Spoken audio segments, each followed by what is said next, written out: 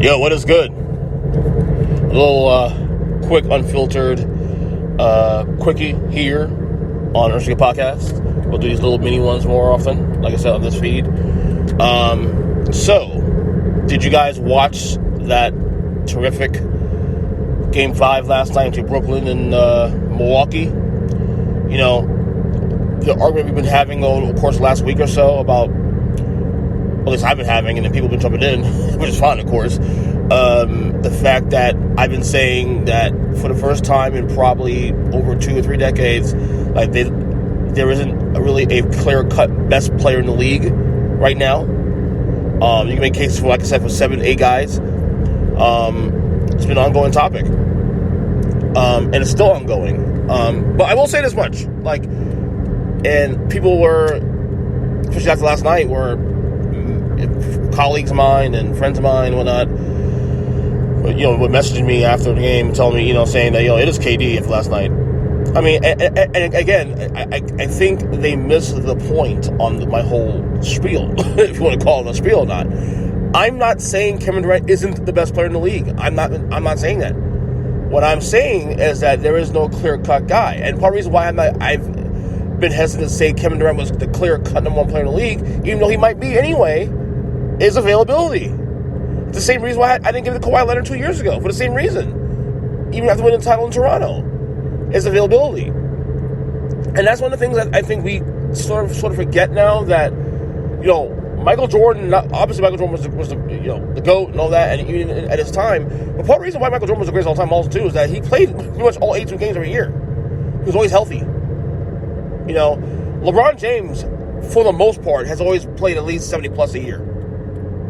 And that's one of the things I think we tend to forget. We get so married to the first narrative, to the last thing we saw is the best thing we saw. And look, what Durant did, that's something was incredible.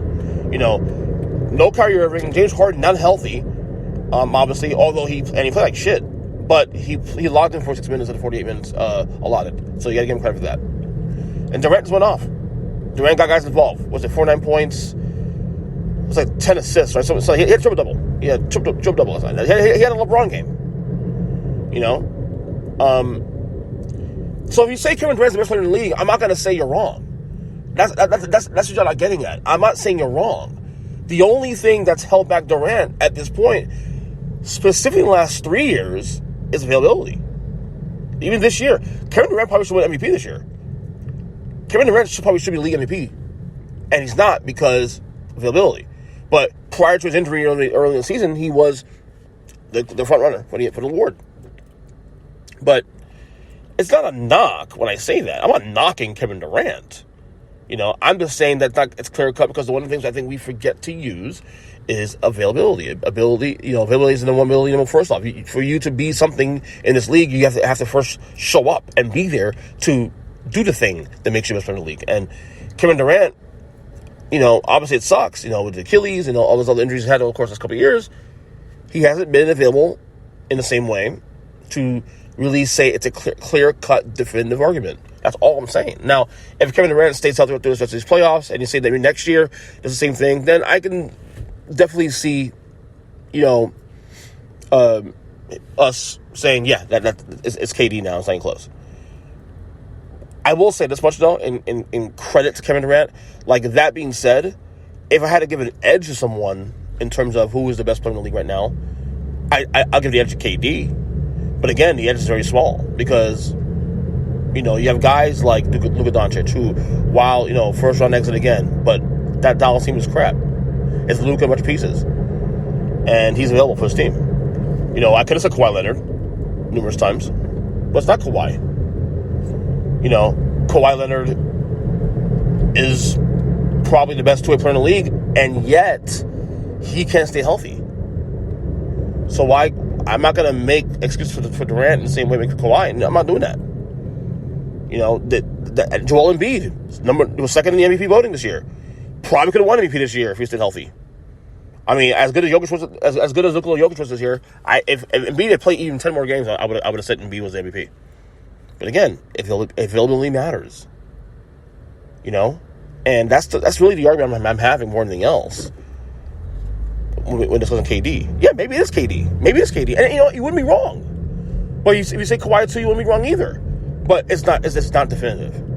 And that's the argument I think people are forgetting. It's not definitive. Hell, you can say LeBron. But LeBron himself missed time this year too, and has been missing time the last couple years. And he has the, let's be real. I know we don't want to admit this, but he's been so great for the last over a decade or more. But LeBron has deteriorated a little bit. And for the record, that's supposed to happen. He's 36 years old. He should not be the best player in the league at his age. What he's been doing, the fact he's even considered as such is actually quite amazing. So, like I said, maybe it's KD. It could be KD. But all I'm saying is this not definitive. That's all I'm saying. So, anyway, that's enough for me. Over and out.